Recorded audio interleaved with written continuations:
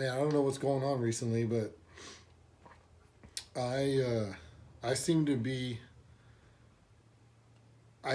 just running into things that I really like in terms of, pipes or tobacco popping up, or like that esoterica popped up, and it's like I had to buy it. And I just seem to not be able to not spend money. It's gonna become a problem pretty soon. I would. I was in the local store earlier this week. I live on the Central Coast here in California, and there's a store in a town not far from me called San Luis Obispo, and the store's called the Sanctuary. A guy named Doug had it for like 40 years or something like that, and he recently, I think it's recently changed ownership, and another guy that's worked in there a bunch is taking it over. And I go in there the other day, and I have him pull out like 5-6 pipes that are in the case, estate pipes, that I'm like, they weren't in there last time I was in there, and he even said, yeah, everything's got brought in pretty recently. And I ended up walking out with 2 of them. I was only going to take 1, but I ended up with 2. And I mean, it's not, these aren't like super expensive, I mean, they're not, for me, they're not super expensive pipes. It's not like a big deal, It's not like I'm buying like a $500 Dunhill estate or something like that. I mean, one of them I think was like 60 or 70 bucks. The other one was like 75, something like that. So it's not terrible for me. And then earlier today, I'm messaging a guy on Instagram, a pipe maker, about a certain pipe that he had recently posted, and it's still available, and it's, a few $100, and I'm like, man, well, if it sticks around for a few weeks, maybe I'll snatch it up in a few weeks, but I need to chill out for a while. And then I'm sitting here right now thinking about doing this video. I know this is a bit of a sidebar.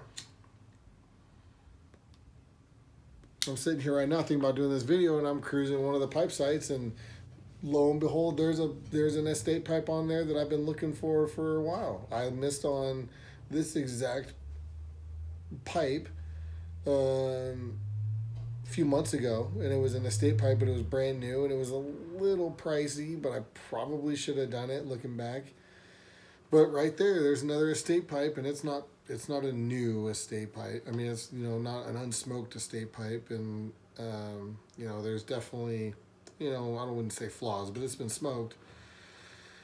And it's sitting there, and it's like, geez, well, I mean, I really, I missed on that one that was unsmoked estate, and then I missed on another one and both of those they were available when I looked at them, and I drug my feet, and then a week later I went back to buy them both, the first one, and then the one was like maybe a year later. And they were both sold in the week or whatever I drug my feet. So this one popped up, and it was a price I could live with, and I was like, boom, get it now.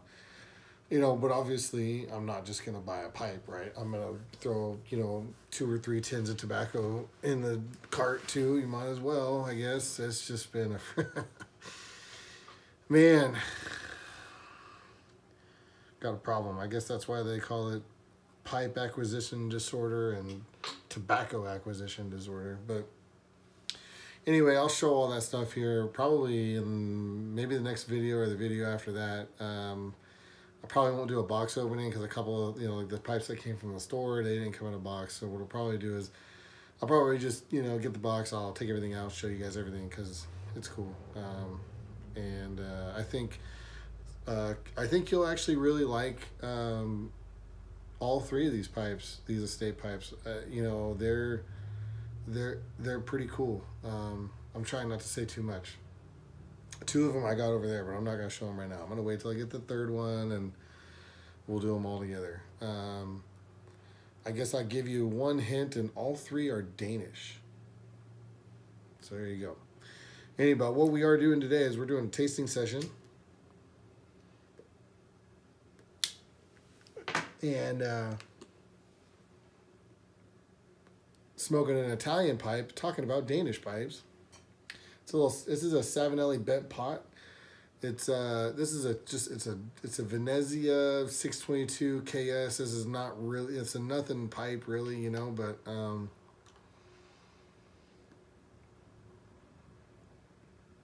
this is a pipe that's actually in my thumbnail. Recently I actually restored the stem on it, which you probably can't see that well, but the stem was just like almost green. And I got it back to, you know, black and shining up and looking real nice. And it's pretty easy, really. Once you have to have a couple kind of specific tools in order to do it the way that I do it. But, you know, once you do that, it's pretty easy. You know, it takes about a half an hour and it gets back to shiny, glossy black. And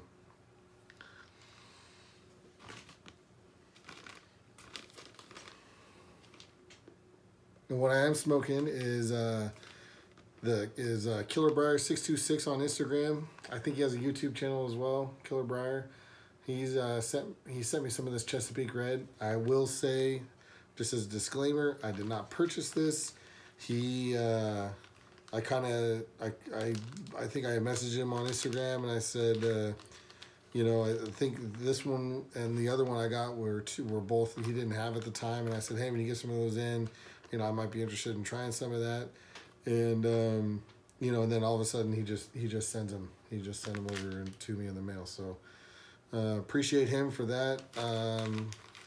You know, if you guys have been on the channel before, I'm pretty honest. You know, I'm not gonna, you know, if I don't like something, I'll say I don't like it. I'm not gonna beat anyone to death, but I'll say, you know, it is what it is, right? So interesting thing about this blend. You know, I reviewed AJ's Finest, did my tasting session, whatever, on AJ's Finest a few weeks ago. And that one, when I smelled it in the bag, I thought, man, I think I'm really going to like this. And then I smoked it and I was like, it's not really hitting for me. You know, I couldn't really tell why, but it was a little different. This one, when I smelled it in the bag, I thought, you know, not good. But then when you smoke it, totally different experience. Which is weird because it's like both blends smell and smoke, to me, completely different. Before I light back up, I'll give you guys a smell. Because it's such a unique, to me, it's such a unique smell this thing has. And you can tell it's this little, like, kind of hockey puck. You know, he's got a little cylinder press and he kind of presses stuff together. Hopefully you can see that a little bit. You know what it kind of smells like?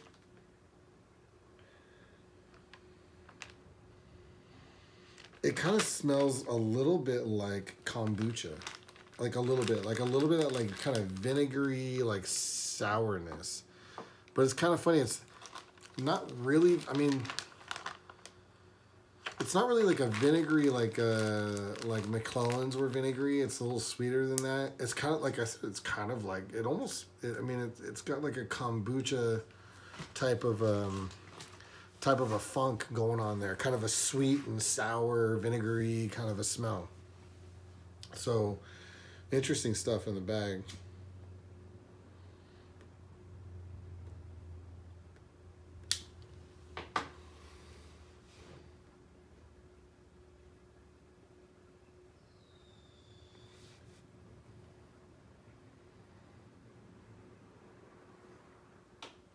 Now smoke, it's to me it's a good robust stout, you know, Virginia Perique, and I know there's a little bit of something else in there. There's kind of, you know, this and that. I think there's, you know, there's some you know, I don't remember for sure, but I know there's some Virginia in there. There may be some Virginia Cavendish, some Perique, things like that. Don't quote me on the rest.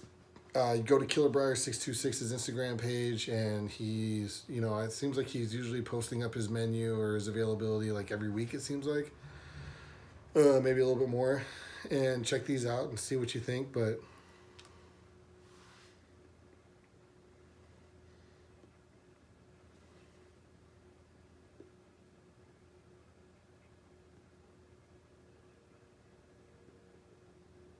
I don't get a lot of grass. Maybe just a slight little bit. Mainly what I get is like like a dark sweet like rye, you know, like kind of a rye flavor, with some kind of like dark chocolatey sweetness.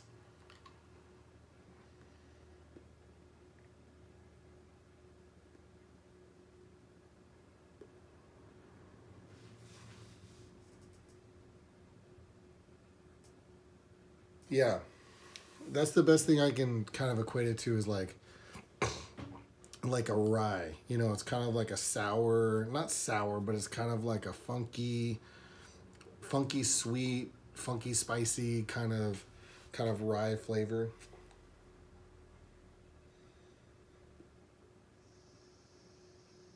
I will also say too, this tobacco, to me, from my experience, has been very cadence dependent. If I get my cadence off, you know, I got to find that cadence that this tobacco likes, and and I really got to like stick with that cadence. If I kind of veer from that cadence a little bit and either slow down too much or speed up too much, really seems to fade away this blend. Um,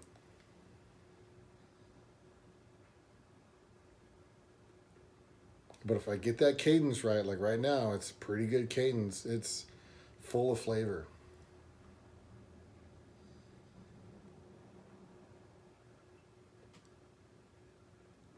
Yeah, it's good stuff. It's funny because that smell is, I don't want to say it's off-putting, but I don't know what, hey man, Anthony the Killer Brian, I don't know what he's doing with his stuff, but man, it is just, it does not smell like how it smokes. Like, I don't know what you're doing over there, buddy, but I mean, I think this one's a winner. You know, for me, I don't know if it's something that I'm gonna buy. I don't generally buy a lot of bulk, so it's not something I'm probably gonna buy a lot of. I don't like having jars. I like cellaring tins. Um,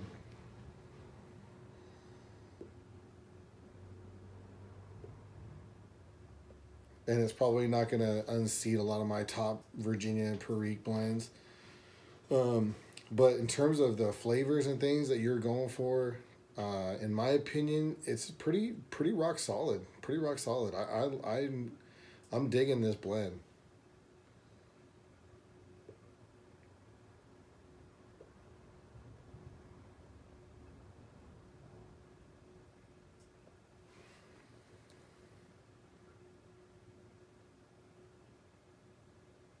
You might like you might like to see a little bit more grassiness, just to kind of give you something else to kind of think about, but it's not something that I'm really, you know, I'm not over here, you know, upset that it's not there, but be kind of, you know, that might be kind of interesting, maybe something to play with for him in the future.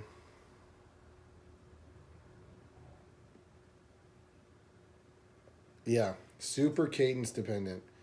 Very cadence dependent. I was smoking it the other day and I was kind of not really paying attention to it, kind of paying attention to it, and I just wasn't getting my cadence right, and it just wasn't really quite hitting for me. But if you sit and pay attention to it and focus on your cadence and you focus on what you're doing, um, it really seems to hit. It really seems to hit different. You get those dark, sweet rye, dark chocolate, dark fruity flavors.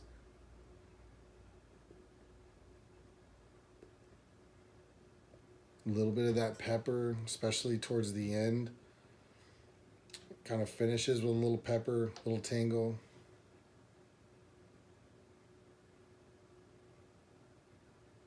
Yeah, it's good stuff. It's real good stuff. Um, I think I'm going to end it there. I'm going to try to keep videos a little bit shorter. The videos have been kind of dragging out. This one's probably already pretty long because I kind of did a little thing in the beginning that wasn't really had anything to do with this actual video, but yeah, that is what it is. Anyway, Anthony, if you guys are interested in this one or in AJ's finest, um, reach out to Killer Briar, Killer Briar 626 on Instagram, Killer Briar, maybe Killer Briar 626 on YouTube. I'm not really sure. I don't remember. I'm sorry. I'm real bad with that. I just follow it and then it just pops up and I don't ever search it. It just kind of, you know, kind of happens naturally like that. But reach out to him. Check out his page on Instagram. See what he's got available. See if you maybe want anything. And I don't know what he charges. I apologize. I don't know, you know, I don't know, you know, what he charges in that way, but, you know, reach out, ask him, see what he's got. Until next time, adios.